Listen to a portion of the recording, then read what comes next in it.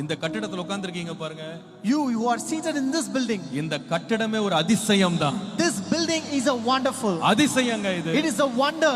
கையில காசு வச்சிட்டு கட்டின ஒரு கட்டடம் கிடையாது இது. It is not a building built with money in a hand. ஒவ்வொரு நாளும் அதிசயத்தை நாங்க பார்த்துட்டு இருக்கிறோம். We have been witnessing wonder each and every day. இது அமெரிக்காக்காரன் கொடுத்த பணம் கிடையாது. This is not the money given by Americans.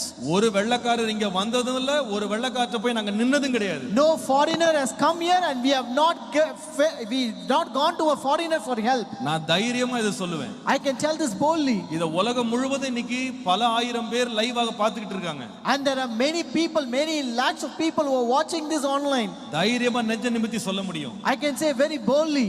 எந்த வெளிநாட்டுக்கும் போய் சர்ச் கட்டறோம் காசு கொடுன்னு கேட்டது கிடையாது, இனி கேட்க போறதும் கிடையாது. We never ask for any donations to any foreign countries or foreign people and we will never even ask that. ஆனால் இவ்வளவு பிரம்மாண்டமான ஒரு ஆலயத்தை கர்த்தர் நமக்கு கொடுத்திருக்கிறார். But the Lord has given such a great building for us. ஒரே வார்த்தையில நான் சொல்ல முடியும். I can tell it in one word. மனுஷனுடைய பார்வையில் இது முடியாததுதான். This is impossible in the sight of men.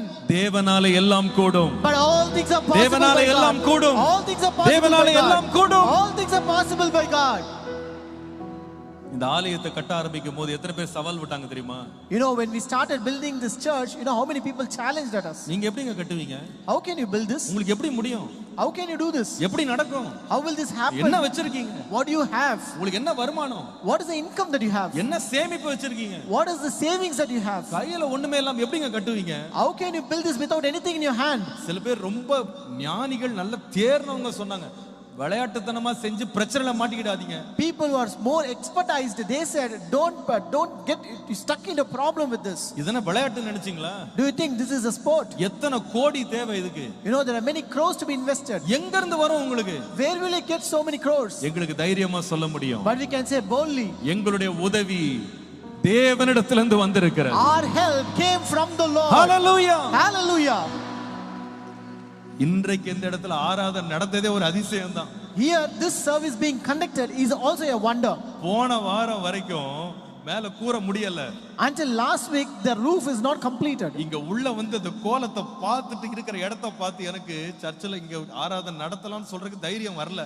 When I entered this place and I saw this, I had no guts to say that we will have a service here. ஆனா ஆண்டவருடைய வார்த்தை இருந்தது. But there was the word of God. கர்த்தருடைய நடத்துதல் இருந்தது. There was the leading of the Lord. ஜெபித்து கொண்டே இருந்தோம். We have been praying. ஆனா நேற்றுக்கு ராத்திரி எல்லாம் ஆயத்தம் பண்ண பிறகு நான் திரும்பி பார்த்து தைரியமா சொல்ல முடியும், இது மனுஷனாலே அல்ல தேவனாலே கூடிற்று. But yesterday after everything is prepared, I can turn back and say this is not by men but only by God. இப்போ இந்த பில்டிங்கை பார்க்கும்போது, now when I look at this building, நாம செலவுல 60% தான் தொட்டிருக்கோம். we have just touched 60% of the expenses. இன்னும் 40% வேலை இதுல இருக்கு. And we have 40% more to do here. இன்னும் இங்க பாத்தீங்கன்னா சவுண்டே எவ்வளவு மோசமா இருக்கு நீங்க பாக்குறீங்க. So you can see how horrible the sounding is here. அக்கஸ்டிக்ஸ் பண்ணனும். We have to do acoustics.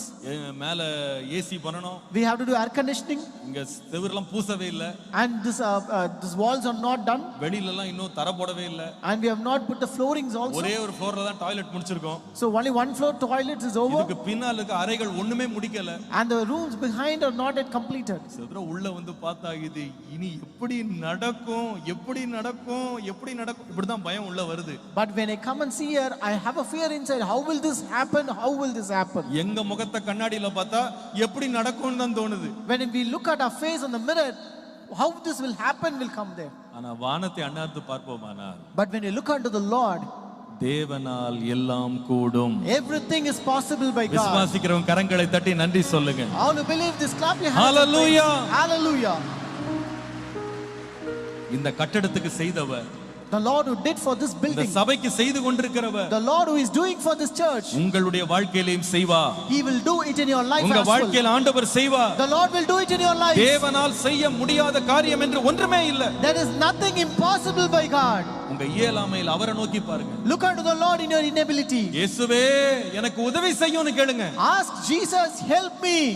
அவர் உங்கள் இயலாமையில் செயல்பட்டு தம்முடைய அதிசயத்தை விளங்க பண்ணுவார். He will work in your inability and He will manifest His wonder.